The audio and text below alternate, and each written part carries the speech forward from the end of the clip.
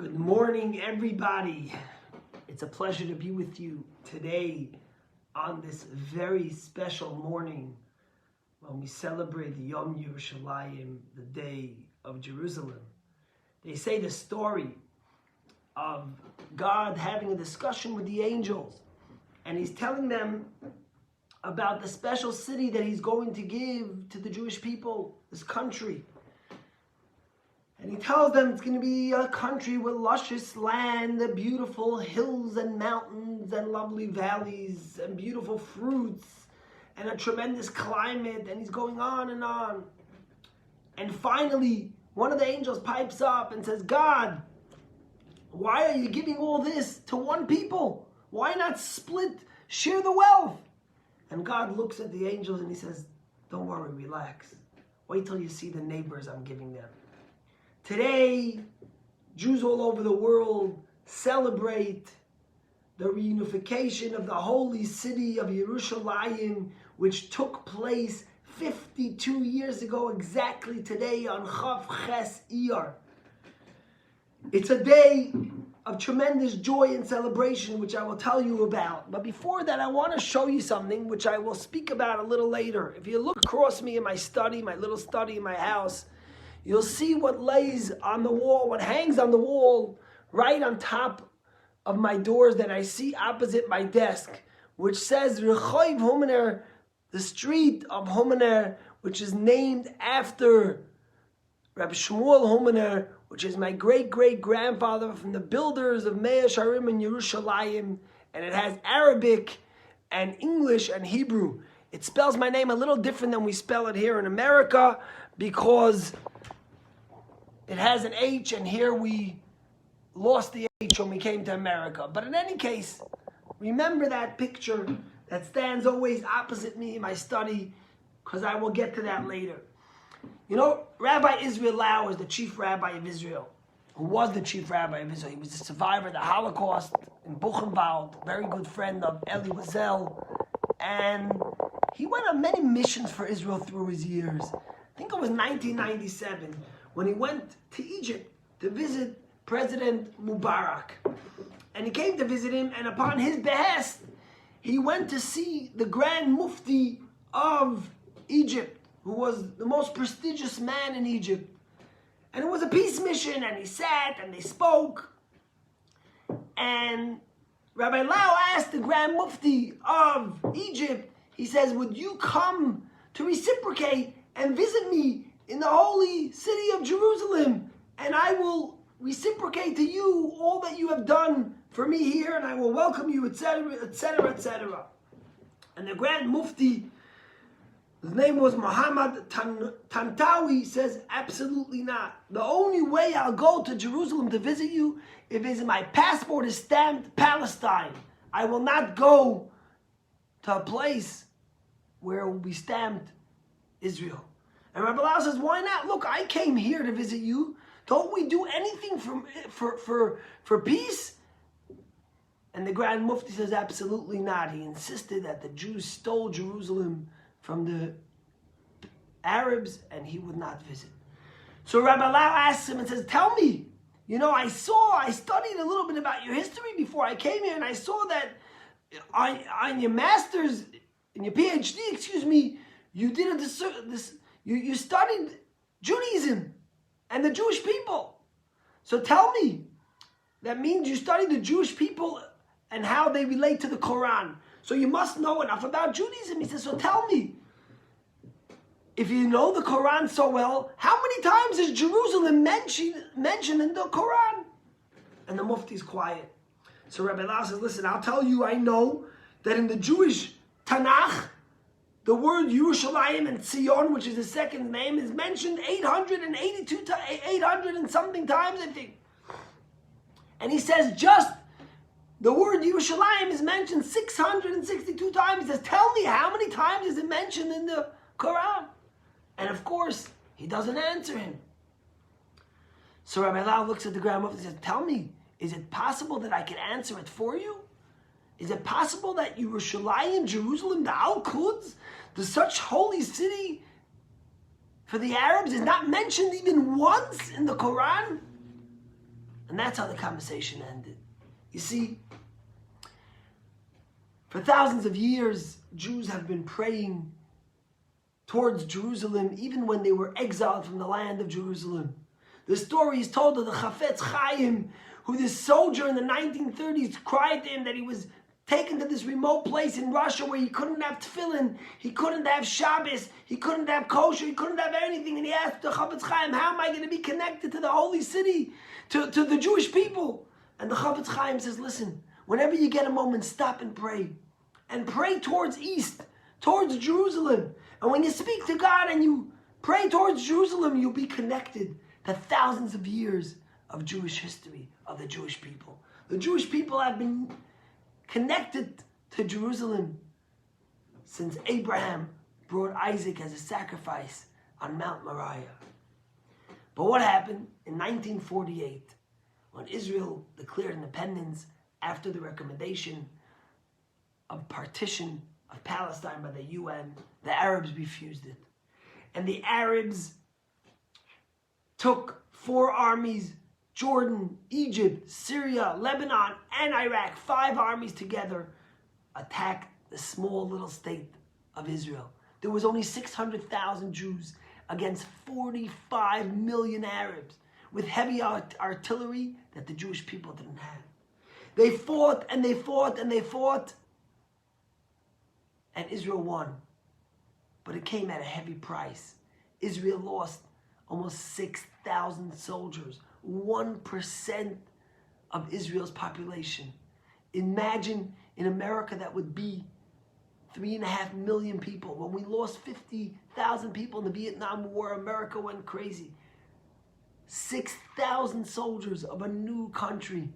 In fact, some of the people that were buried were survivors that came from Europe. And they didn't even get to know their name before they took up guns to help the state. And when they're buried on Mount Herzl, it says Ploni Almoni, which means John Doe, because they didn't have a name for them. These are the people that sacrificed their lives for Israel. Israel won the war, but it paid a heavy price. And the Jordanians captured Jerusalem. And they forbade the Jewish people, although they signed the treaty, from going to pray at the Kotel or to Mount Olives, Har HaZeitim. And this went on all the way till 1967. And in 1967, the Egyptians under Gamal Nasser started propaganda and signed treaties with Jordan and with Syria. And they closed the straits of the Suez Canal, where Israel got all its stuff from, and were ready to attack Israel. Israel was in such a state where they were digging mass graves in case they would have to bury hundreds of thousands, or heaven forbid, over 1 million people. Who knew what would happen? And then, on June 5th, when Israel realized what was going to happen, Israel did one of the most miraculous things that could have happened. Israel went, and in one swoop, before Egypt could get one plane off their grounds, Israel knocked out the entire air force of the Egyptian army. Everything. Israel went on to decisive victory in 6 days, which is considered one of the greatest victories in the history of war. Israel quadrupled their land. They got the Sinai. They got the Golan Heights. They got Judea and Samaria. They got Hebron, the holy city of Hebron with the cave of the Machpelah. They got the tomb of Rachel. But the greatest prize they got was the city of Jerusalem, which since 1948 was forbidden for Jewish people to be at. You see, my father always tells me, and remembers clearly, vividly he tells me, he was a young kid of 5 and 6 years old, and they lived in Mea Shearim, and every time for the high holidays, and for the Shalosh Gerlin, for the 3 holidays, of Passover, Shavuot, and Sukkot, they would take the steps down and walk the 20 minutes, and my father would go pray at the Kotel for the holidays. And he remembers when in 1948 that became impossible. I was only born in 1976. So to me, I don't even appreciate that. But my father reminds me that story. So you see, Israel did not want to fight with Jordan that had control over Jerusalem. But Nasser in Egypt was trying to pull Jordan into the war, which Jordan didn't want to be in. So it pleaded with Jordan and it said, we're having this great victory and we're crushing Israel, and started selling this propaganda. Jordan, unsure, wanting to be part of a victory, yet worried of Israel, started bombing artillery at Israel from East Jerusalem, from the Temple Mount area. But Israel refused to respond. Levi Eshkol, who was the prime minister, and Dayan, who was the general, and Rabin, who was the defense minister, refused to respond whatsoever to what was going on in Jordan. And they wanted to focus on everything else. Uzi Narkis, who was one of the generals, was pleading with them, let us capture Jerusalem. They're throwing artillery at us, please. And he might have been a little guilty, felt guilty, because he was one of the forces that lost Jerusalem in the 1948 War of Independence. But Israel refused. But you know what happened? Menachem Begin was the leader of the opposition. And Menachem Begin every night had a habit at midnight to listen to BBC News. And it was the night of June 7th, he was listening to BBC News, and he heard that the next morning there was going to be a ceasefire and no one would be able to do anything. He picked up the phone, and his eloquent way of speaking, he called up Prime Minister Eshkol, and he said, listen, our children and grandchildren will never forgive us for not recapturing Jerusalem, the heart and epicenter of the Jewish people. How could we not take Jerusalem back? And never mind, they're bombing us with artillery. So Levi Eshkol was moved by him. He says, listen, you know what? I need the security cabinet to vote. I can't do it on my own. I'll convene them in the morning. And Menachem Begin says, it's going to be too late in the morning. You got to do it now. And Levi Eshkol went out and called in his security cabinet. They met at 3 a.m. In fact, till today, it's considered the pajama meeting because they all came in their pajamas and they voted to conquer Jerusalem. And Israel went to conquer Jerusalem and they lost 182 soldiers. The majority of the soldiers they lost in the entire war, a third, I think. But they captured the holy city of Jerusalem. And of course, we all know the stories of them touching the stones for the first time. Soldiers who cried, weren't even observant, who carried the history of their grandparents and great-grandparents to be able to touch those walls that spoke so much to us. But this is all introduction. I want to tell you something that happened 16 months before. I know I'm going a little late, but you'll bear with me. About 16 months before, the Lubavitcher Rebbe gave a talk in Crown Heights. And the Lubavitcher Rebbe spoke about King David in chapter of Psalms that we say every day in our prayers. I think it's chapter 147. And David says, King David says, Bonei Yerushalayim Hashem, God builds Jerusalem, Nitche Yisrael Yechares, He gathers, He does an ingathering of all the Jewish people. And there's an enigmatic midrash that says like this, that God, even though He builds Jerusalem, He'll still gather the Jewish people.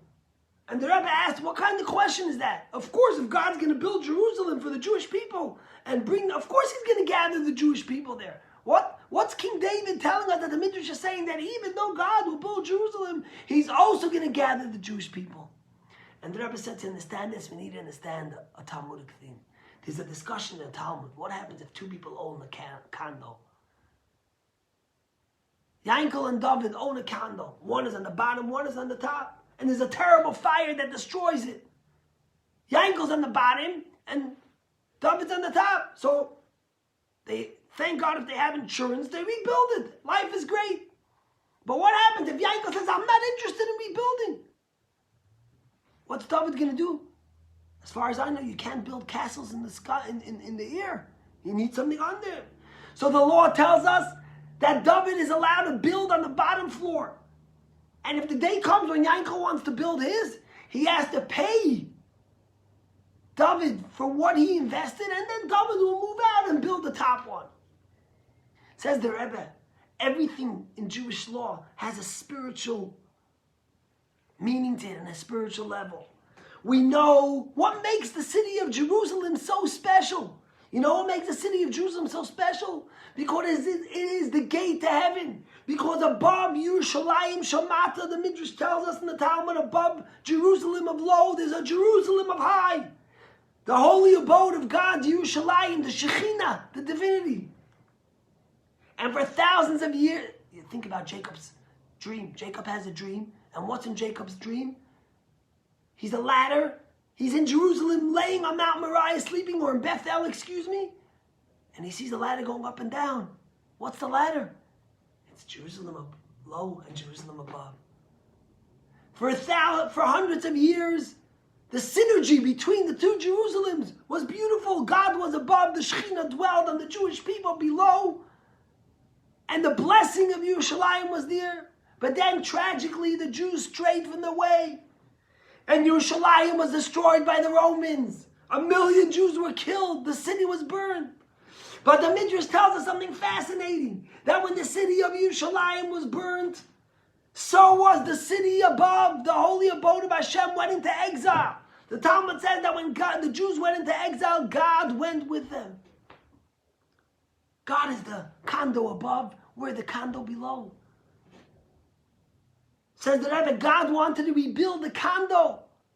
He wanted to rebuild his condo, but he can't rebuild his condo unless the people below, the Jewish people, rebuild Yerushalayim. And God kept on begging us and pleading with us to be the light upon the nation, to bring spirituality and holiness and infuse the world with it, to build Yerushalayim Shalmata, to build the Jerusalem below. But the Jewish people, sometimes God's words fell on deaf ears. And they didn't rebuild it.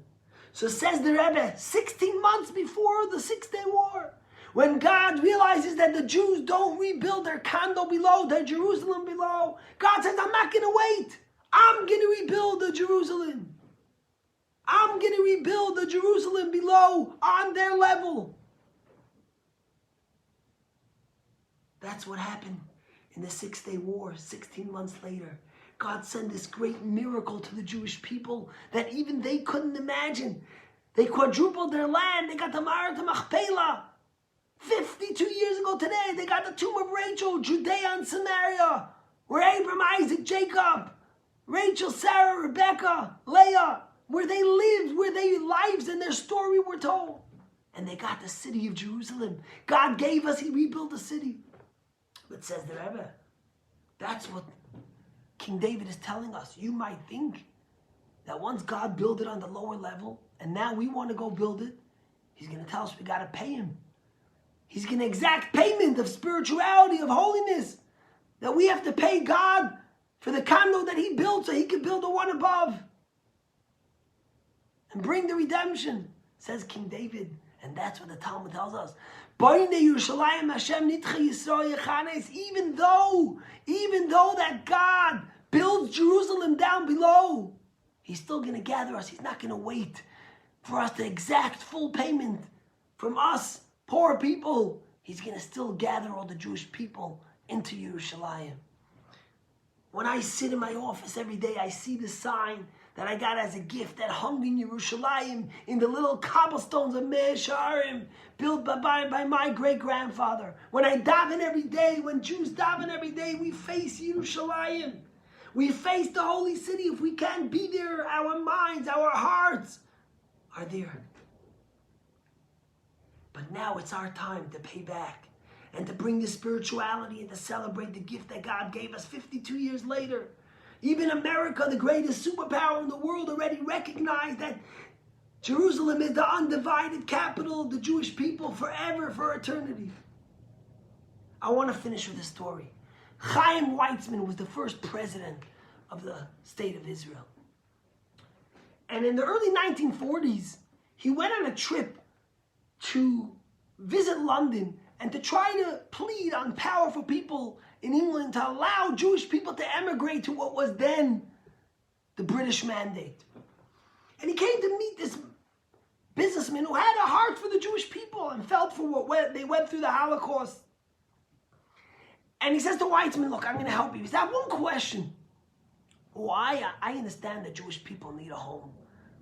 I understand the Jewish people need a place where they could have their own army and fight for themselves. He says, but tell me. He says, why in Israel? Why in the Middle East? In that little decrepit place with millions of people who kill each other and hate each other, who are so medieval in their mindset. Why do you have to go build yourself a home in Uganda? Go build yourself a home in Scandinavia. But why do you need to go right there? And Chaim Weitzman says, I'll tell you something.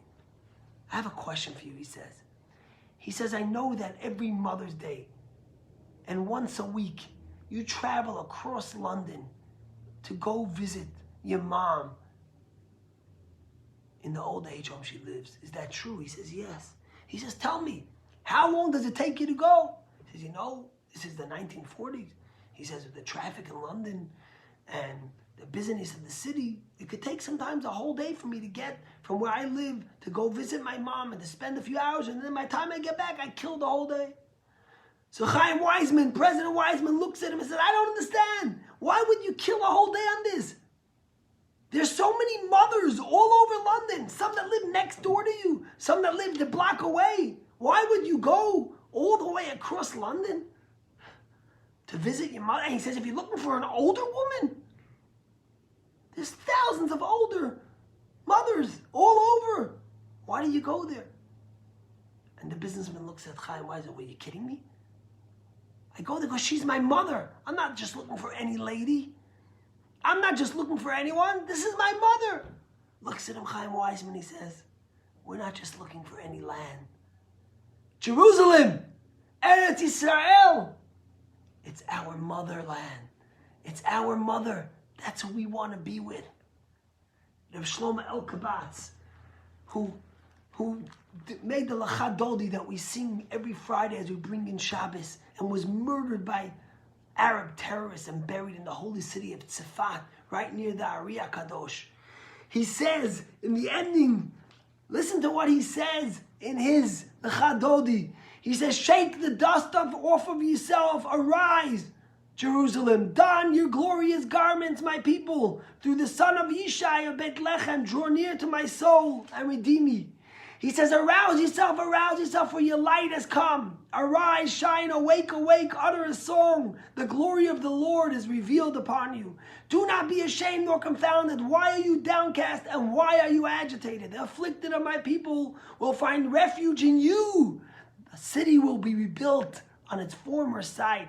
Those who despoil you will be despoiled, and all who would destroy you will be far away. Your God will rejoice over you as a bridegroom rejoices over his bride.